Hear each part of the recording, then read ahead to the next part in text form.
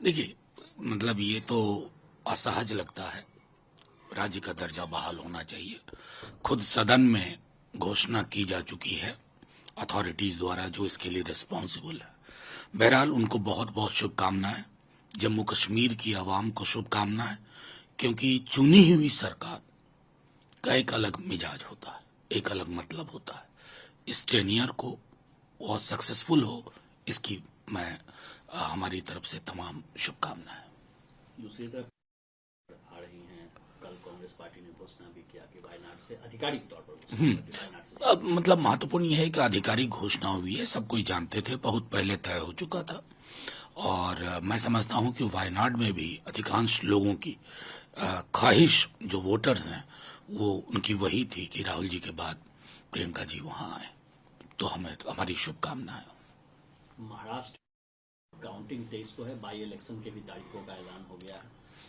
देखिए, हर चुनाव का एक अपना एक तेवर होता है। जाहिर है इंडिया ब्लॉक मिलके बेहतर करने की कोशिश करेगा, लेकिन जो मुझे थोड़ा आश्चर्य भी लगा था कि चुनाव आयोग ने तो कल घोषणा की, परसों ही आसाम के सीएम ने झारखंड में बता दिया था कि कल घोषणा होगी। इस सबसे थोड़ा सा लगता है कि ऐसा क्यों हो रहा है, क्योंकि ऐसा बीते 3-4 चुनाव में हमने देखा है। लेकिन चुनाव के कहा चुनाव आयोग ने कि देखिए ईवीएम एक तो 100% फुल प्रूफ है, दूसरा कहा कि जो लोग कह रहे हैं कि पेजर ब्लास्ट हो सकते हैं तो ईवीएम में क्यों नहीं टेक्नोलॉजी का, तो हम बताना चाहते हैं कि पेजर कनेक्टेड होता है, ईवीएम नहीं। जो इतनी तकनीकी की समझ हमें भी है कि पेजर कनेक्टेड होता है, ईवीएम नहीं, लेकिन कई दफा ये जानना मुश्किल होता है और पचाना मुश्किल होता है कि 99% चार्जिंग क्यों। दूसरा, पोस्टल बैलेट पे बहुत चुप रहे।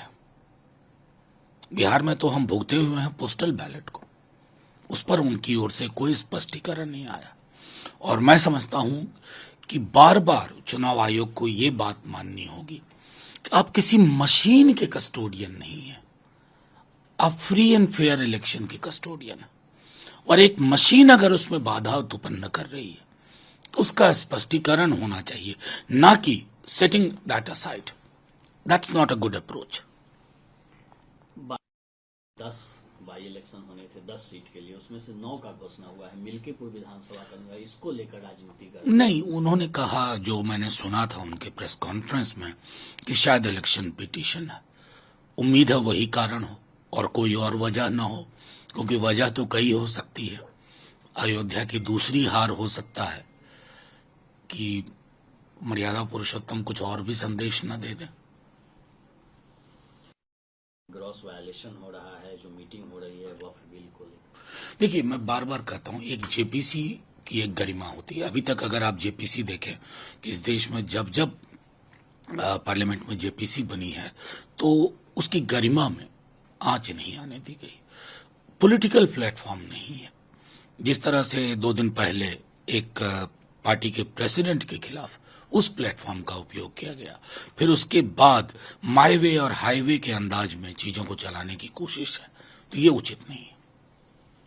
उत्तर प्रदेश जो कहा जा रहा है कि फूड में जो कंटेमिनेशन हो रहा है, खास करके ह्यूमन वेस्ट का, उसको लेकर नहीं, क्या हमारे देश में एग्जिस्टिंग कानून नहीं है? मैं उनसे ये पूछना चाहता हूं, आपकी प्राथमिकता में डॉग विसिल पॉलिटिक्स के अलावा कुछ नहीं? राइट टू वर्क बहुत बड़ा मुद्दा है हमारे लिए, क्यों नहीं लाते हो उस पर भाई?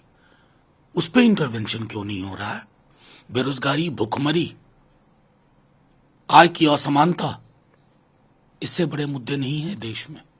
लेकिन आपको जो ओढ़ना बिछाना आता है वही ओढ़ते बिछाते हैं आप। 24 घंटा 7 दिन बिजुका बिजुका बिजुका। ये इस देश की प्राथमिकता नहीं है। आपके एग्जिस्टिंग लॉज हैं इनफ, जिसके आधार पर आप जहां चाहें आपको ऐसी शिकायत मिलती है, अनुसंधान करें और दोषियों पर कार्रवाई करें। लेकिन हां, उसमें डॉग विसिल पॉलिटिक्स वाला मजा तो है नहीं।